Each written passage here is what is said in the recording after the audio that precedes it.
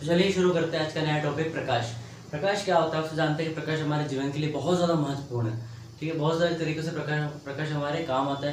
प्रकाश कहाँ से हम नेचुरली बात करते हैं, प्राकृतिक रूप से सूर्य से हम लेते हैं, ग्रहण करते हैं। ठीक है, बात करते हैं प्रकाश होता क्या है।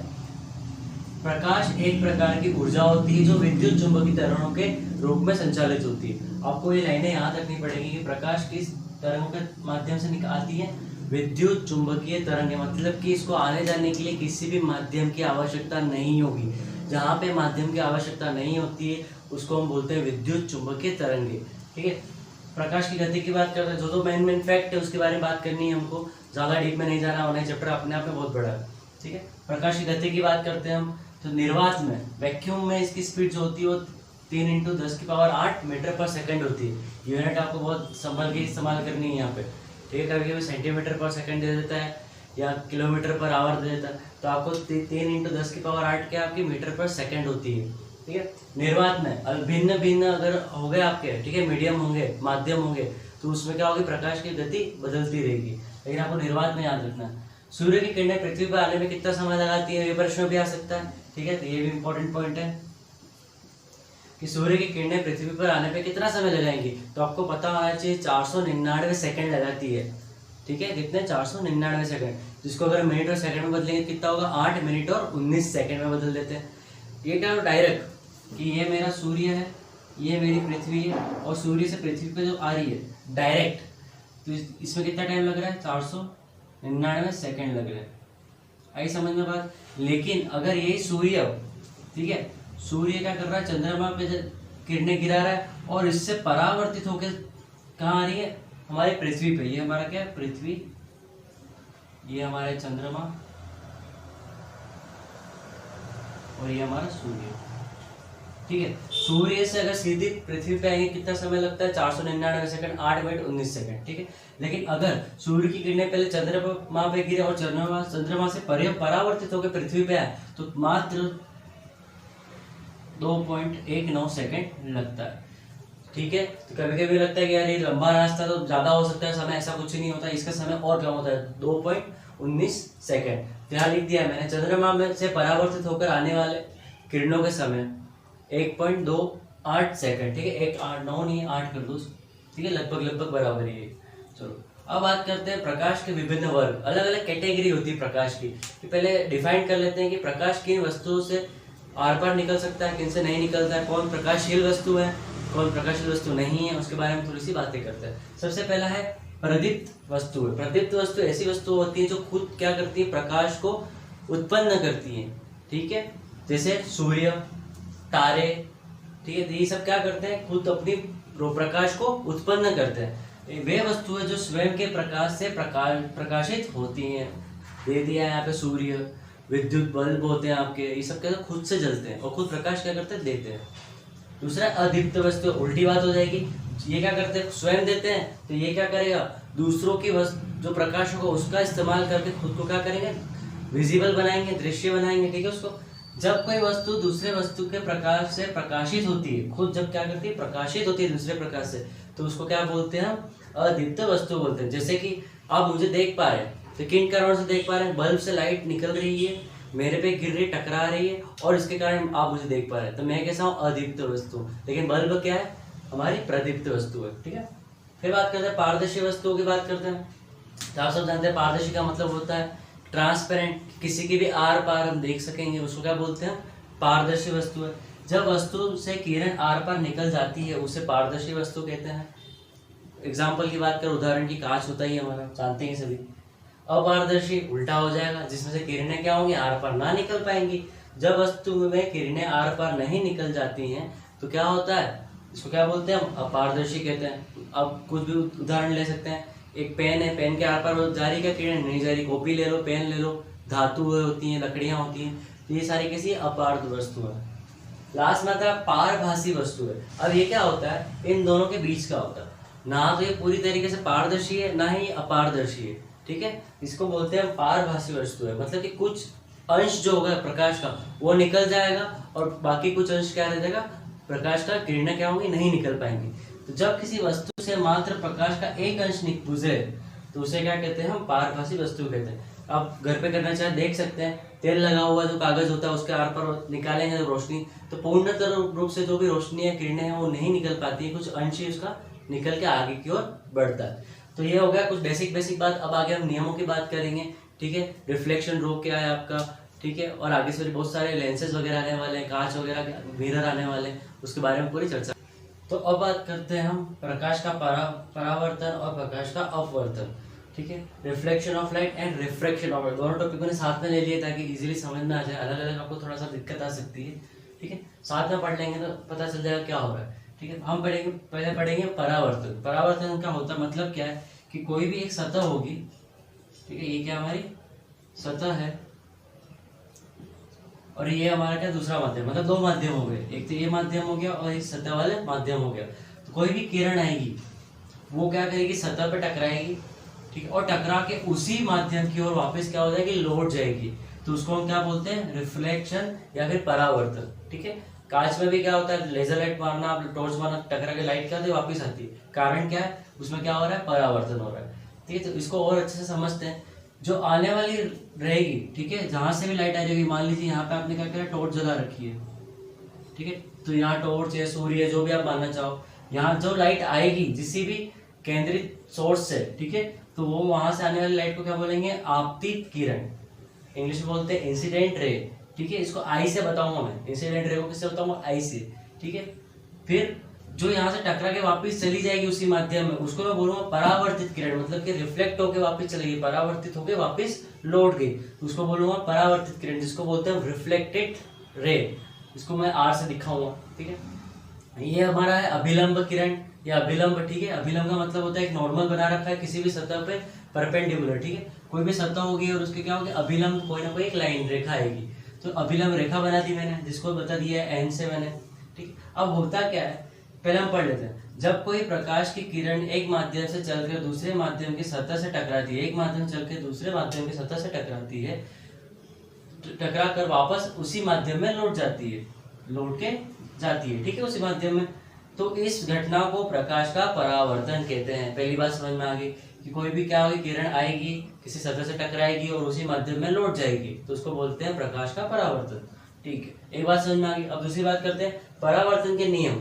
परावर्तन के दो नियम है, क्या है, पहला आपतन या आपतित, एक ही बात, आपतन किरण या आपतित किरण, परावर्तित किरण एवं अभिलंब किरण, मतलब कि ये वाली लाइन, ये वाली लाइन और ये वाली लाइन, ये तीनों लाइनें जो हैं, जो किरणें हैं ये, ठीक है, एक ही तल एवं बिंदु पर होती हैं, मतलब कि एक ही तल पे यहाँ पे आके मिल रही है, ये भी इधर आके मिल रही है, ये भी इधर आके मिल रही है और ये भी इधर आके मिल रही है, तो एक ही बिंदु पे क्या होते हैं, मिलती है। पहली बात समझ में आ गई।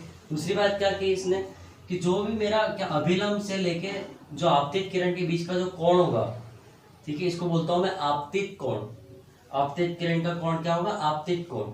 ये कौन सा हो गया, अभिलंब से लेके परावर्तित के किरण के बीच का कोण, उसको बोलूंगा परावर्तित कोण। तो ये दोनों कोण क्या होंगे, बराबर होंगे। जिस कोण से वो लाइट आ रही होगी उसी कोण से वो लाइट क्या हो जाएगी, वापिस चली जाएगी, तो इसको हम बोलते हैं परावर्तन का नियम, ठीक है। ये पूरा परावर्तन समझ में आ गया। अब बात करते हैं अपवर्तन। अपवर्तन में क्या होता है, देखिए, कोई भी आपतित किरण आएगी, एक सतह होगी, लेकिन अब क्या होगा, माध्यम आ जाएंगे कि अभी तो यहाँ के वापस टकरा के चली जा रही है, लेकिन यहाँ पे क्या होगी, पारदर्शी होगी। इसके कारण क्या होगा कि लाइट या जो भी प्रकाश है मेरा इसके अंदर से होके गुजरेगा। अब अंदर से होके गुजरेगा तो मान लेते हैं कि बाहर वाला जो माध्यम है मेरा वो विरल है। विरल का मतलब होता है रेयर, मीडियम, विरल माध्यम। बाहर का मीडियम है, माध्यम क्या है मेरा, विरल या रेयर है, ठीक है। रेयर इंग्लिश मीडियम वाले रेयर बोलते हैं इसको, मतलब कि हल्का, ठीक है। वहां से प्रकाश आ रहा है, आपतित किरण आएगी, ये हमारा कौन सी होगी, अभिलंबित किरण है, नीचे जाएगी। तो जैसे ही माध्यम विरल से सघन हो जाएगा, इंग्लिश में बोलते हैं डेंसर, ठीक है, रेयर से डेंसर या विरल से सघन हो जाएगा, तो जो भी मेरी परावर्तित किरण होगी, यहाँ पे भी जो परावर्तित क्या वापस लौट गई थी, लेकिन यहाँ पे क्या होगी, अंदर जाके जो परावर्तित किरण आएगी मेरी, वो मेरी अभिलंब किरण के क्या हो जाएगी, पास में आ जाएगी, ठीक है। कब, जब विरल से सघन में जाएगा। लेकिन जब सघन से विरल की बात करेंगे तो उल्टा देखोगे तो क्या होगा कि ये बिल्कुल पास से आ रही है और इस अभिलंब से दूर जा रही है, ठीक है। तो ये दोनों बातें यहाँ लिख रखी है मैंने। जब प्रकाश की किरण विरल माध्यम से सघन माध्यम में जाती है तो प्रकाश में वेग में कमी आती है, वेग के इसके कारण क्या होता है, अभिलंब की ओर झुक जाती है। यहाँ जब विरल से सघन की ओर आएगी तो वेग में क्या आएगी, कमी। जब सघन से विरल की ओर जाएगी तो वेग में क्या आएगी, वृद्धि। ठीक है, जब कमी आएगी तो अभिलंब की ओर झुक जाएगी, जब वृद्धि आएगी तो अभिलंब से दूर हो जाएगी। ये दोनों बातें यहाँ पे मैंने समझा रखी हैं। जब किरण सघन माध्यम से विरल माध्यम में जाती है तो प्रकाश के वेग में वृद्धि होने के कारण किरण अभिलंब से दूर हो जाती है। तो ये दोनों बातें आपको पता होनी चाहिए। ठीक है, परावर्तन क्या है मेरा, अपवर्धन क्या है, इस पे सवाल एक आता ही आता है। एक सवाल इस पे बनेगा ही बनेगा आपका। ठीक है, एक प्रश्न बनेगा ही बनेगा, बहुत इंपॉर्टेंट है ये दोनों ही। आगे बात समझ में। अब आगे हम पढ़ेंगे दूसरी टॉपिक्स। अब बात हम करेंगे प्रकाश का वर्ण विक्षेपण के बारे में। ठीक है, विक्षेपण क्या होता है, डिस्पर्जन ऑफ लाइट क्या होती है, इसके बारे में चर्चा करते हैं। कि जब कोई श्वेत प्रकाश, ठीक है, आपतित किया जाता है, ठीक है, आपतित किया जाता है किसी भी माध्यम में, इसको प्रिज्म बोलते हैं, या प्रिज्म में क्या होता है, आपतित किया जाता है, तो होता क्या है कि कई रंगों में बढ़ जाती है। आप देख सकते हो अलग अलग रंगों में बढ़ गई है, तो इसी को हम क्या बोलते हैं, विक्षेपण की प्रक्रिया। पहले पढ़ लेते क्या है। जब किसी प्रिज्म पर मिश्रित प्रकाश की या श्वेत प्रकाश की किरण आपतित की जाती है, प्रिज्म से अपवर्तन के बाद कई रंगों में बढ़ जाती है। ठीक है, ये मैंने बता दिया। एक बात ध्यान रखिएगा, जो सूर्य से प्रकाश आता है वो हमारा मिश्रित प्रकाश होता है। ठीक है, क्या होता है, मिक्स लाइट होती है, इसका मतलब उसका कलर क्या होता है आपका, मिक्स लाइट का व्हाइट होता है। ठीक है, श्वेत कलर की होती है, ध्यान रखना आप। तो श्वेत प्रकाश आया, प्रिज्म हमारा है ही। ठीक है, अगर बात करें तो इसको मैं इंग्लिश में याद रखिए, शब्द ज़्यादा आसान रहेगा आपके लिए। ये हमारा रेयर मीडियम है, ये हमारा कैसा है, डेंसर मीडियम है। ठीक है, तो कोई भी अगर आएगी आपतित किरण तो क्या होगा, ये हमारा क्या है, अभिलंब मान लेते हैं। तो अभिलंब के नजदीक होकर निकलेगी। तो ध्यान रखिएगा, श्वेत प्रकाश उस पर गिरेगा तो क्या होगी, लाइट बैंड होगी। सबसे पहली बात तो बैंड होने के बाद क्या होगा कि जब यहाँ से बाहर निकलेगी तो अलग अलग रंगों में बढ़ जाएगी, 7 रंगों में बढ़ जाती है। तो आपको पता होगा कि हमारे क्या कहते हैं, स्पेक्ट्रम में कह सकते हो। आगे बताओ स्पेक्ट्रम क्या होता है। तो उसमें 7 कलर होते हैं, बाकी सारे कलर उन 7 कलरों से मिलके ही बने होते हैं। तो किन किन कलरों में बढ़ती है, सबसे ऊपर लाल, फिर नारंगी, फिर पीला, हरा, आसमानी। ठीक है, इसके बाद आपका ये हो जाएगा ब्लू, और ये आपका हो जाएगा लास्ट में वॉयलेट कलर। ठीक है, तो आपको ये कलर आप हिंदी में याद रखोगे तो आपको कोई ट्रिक नहीं मिलेगी, लेकिन इंग्लिश में कोई ट्रिक है। जैसे red, orange, yellow, green, blue, Indigo और वॉयलेट, याद कर लो कलर के 7 कलर ये होते हैं। तो इसको याद करने का तरीका ये होता है, VIBGYOR, विबग्योर। ठीक है, वापस दोहरा रहा हूँ, VIB विबग्योर, GYOR ग्योर। ठीक है, विबग्योर तरीके से याद करिएगा। ये इसका उल्टा मैंने लिख रखा है पूरा का पूरा। ठीक है, VIBGYOR, विबग्योर। अब सबसे पहला प्रश्न आता है कि सबसे ज्यादा परावर्तित किरण कौन सी होती है और सबसे कम परावर्तित किरण कौन सी होती है। ध्यान रखिएगा, सबसे ज्यादा परावर्तित रंग जो होता है वो आपका ये वॉयलेट होता है। ठीक है, और सबसे कम जो परावर्तित रंग होता है वो आपका रेड कलर का होता है। इसलिए आप लोग देखते होंगे कि गाड़ी के पीछे क्या है, लाल कलर की लाइटें होती है जनरली। कारण यही है लाल लाइट का कि दूर से भी प्रकाश गिरेगा तो इधर उधर परावर्तित नहीं होता, वो प्रकाश बिल्कुल सीधा ही चलता है। ठीक है, किरण कैसे चलती है, बिल्कुल सीधी चलती है। तो लाल रंग में बिल्कुल सीधा चलेगा, ज्यादा परावर्तित नहीं होगा, इधर उधर नहीं जाएगा, तो हमको आराम से देख पाएंगे। इसलिए हम पता चल जाए आगे किसी तरीके क्या है, कोई वस्तु आ रही है या खड़ी है। ठीक है, इसलिए लाल कलर का इस्तेमाल होता है डेंजर साइन में भी। जहाँ जहाँ डेंजर साइन होता है उधर लाल कलर की इस्तेमाल करते हैं कि जैसे लाइट गिरेगी तो लाल कलर को सबसे ज्यादा दिखेगा। ठीक है, तो ये विबग्योर आपको याद रखना है। और इसी 7 कलर को हम बोलते हैं स्पेक्ट्रम। ठीक है, सवाल आ जाए स्पेक्ट्रम क्या है, तो जो ये 7 रंग है इनको क्या बोलते हैं, स्पेक्ट्रम बोलते हैं। आगे बढ़ते हैं। श्वेत प्रकाश की किरण के इस प्रकार के रंगों में विभक्तिकरण की घटना को विक्षेपण कहते हैं। ठीक है, ध्यान रखिएगा, जो 7 कलर में बढ़ रही है इसी प्रोसेस को हम क्या बोलते हैं, डिस्पर्जन ऑफ लाइट बोलते हैं या विक्षेपण कहते हैं। तो यहाँ तक तो हो गया कि हम क्या कर रहे हैं, लैब में बैठे हुए हैं और बैठ के वहां से हम लोग कर रहे हैं। लेकिन अब अगर बात करें हमारे वातावरण में ऐसा कहीं होता है क्या, तो होता है, इंद्रधनुष बनता है। तो यहाँ पे मैंने इंद्रधनुष का उदाहरण लेकर साथ में समझा दिया इसी टॉपिक के साथ में। क्या होता है कि पानी की बूंदों से सूर्य की किरणें अपवर्तन के फलस्वरूप वर्ण विक्षेपण द्वारा आकाश में सप्तरंगी चंद्र आकार पट्टी को इंद्रधनुष कहते हैं। कि आकाश में क्या होता है, चंद्र आकार एक पट्टी बनती है और कैसे होती है, 7 रंगों की होती है, उसे सप्तरंगी कहते हैं। ठीक है, होगा क्या, उसमें भी सेम होगा। आप देख सकते हो श्वेत किरण आएगी, पानी की बूंद प्रिज्म की तरह काम करेगा। ठीक है, यह 7 कलरों में बढ़ जाएगा और 7 कलर में से क्या बनता है हमारे बाद में फिर जाके इंद्रधनुष बनता है। तो इंद्रधनुष का आकार ये होता है VIBGYOR। इसी तरीके से देखो इंद्रधनुष का भी कलर बन गया हमारा। ठीक है, तो इंद्रधनुष का अगर पूछा जाए कि क्या सिद्धांत पे काम करता है तो आपको क्या बोलना है, वर्ण विक्षेपण के सिद्धांत पे कार्य करता है। ये दोनों टॉपिक यहीं खत्म हो जाते हैं। और अगले वीडियो में हम कवर करेंगे लेंस क्या होता है, कहाँ कहाँ पे हमारे इमेज बनती है, कि कितनी बनती, छोटी बनती, बड़ी बनती, इसके भी प्रश्न आते हैं, उसके बारे में चर्चा करेंगे।